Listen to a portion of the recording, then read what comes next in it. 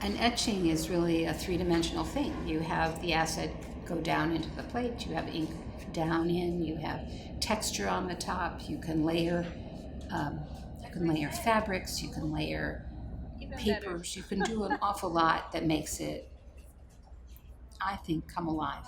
I worked on my printmaking for several years, and then life intervened. I went to law school, I had children, and I stopped doing any art really for 30 years.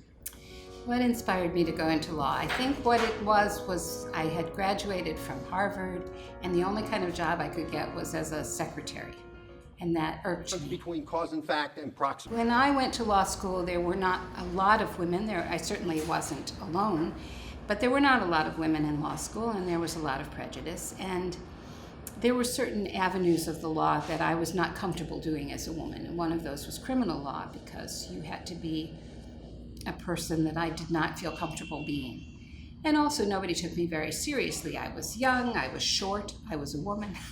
So people did not take me seriously as a lawyer for a long time. But ultimately, I learned how to carry myself to be taken seriously. And I had a wonderful career as a lawyer.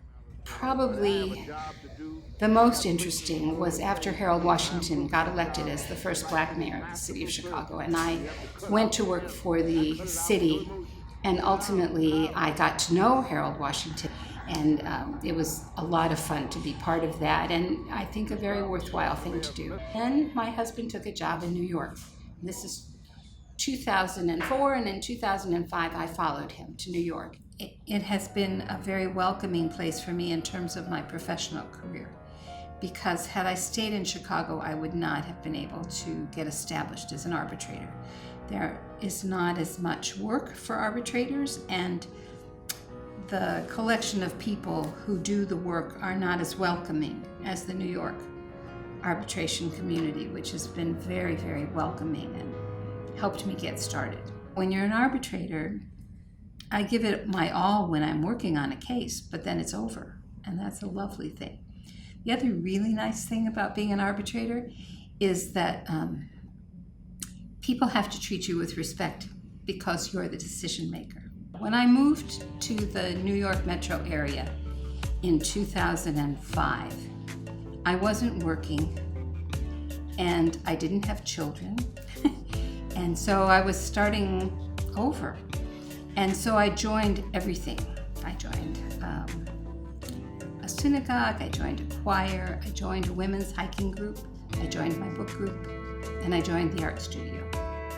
And that's how I made friends and how I got my bearings. And my husband is now an entomologist full-time. And as I say, he works at the American Museum of Natural History. He's a bug guy. He studies insects. Anyway, they're very interesting, and I've traveled with him and helped him collect insects for 48 years. So I know something about it. My husband and I are very happy in our retirement plan, which he retired last July, and so we're now implementing it. And it involves staying in New York City, but we also have a second home in New Hampshire.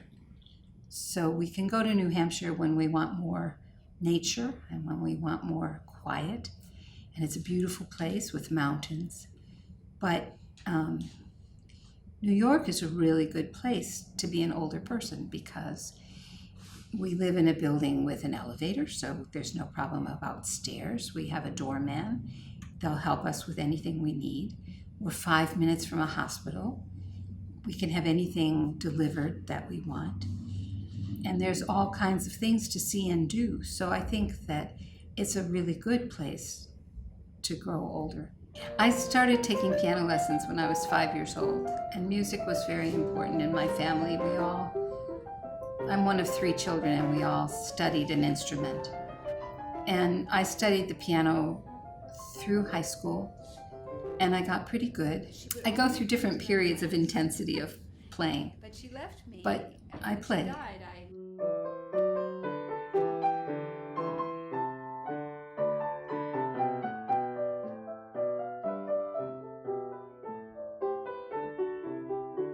everybody's got to find their own way.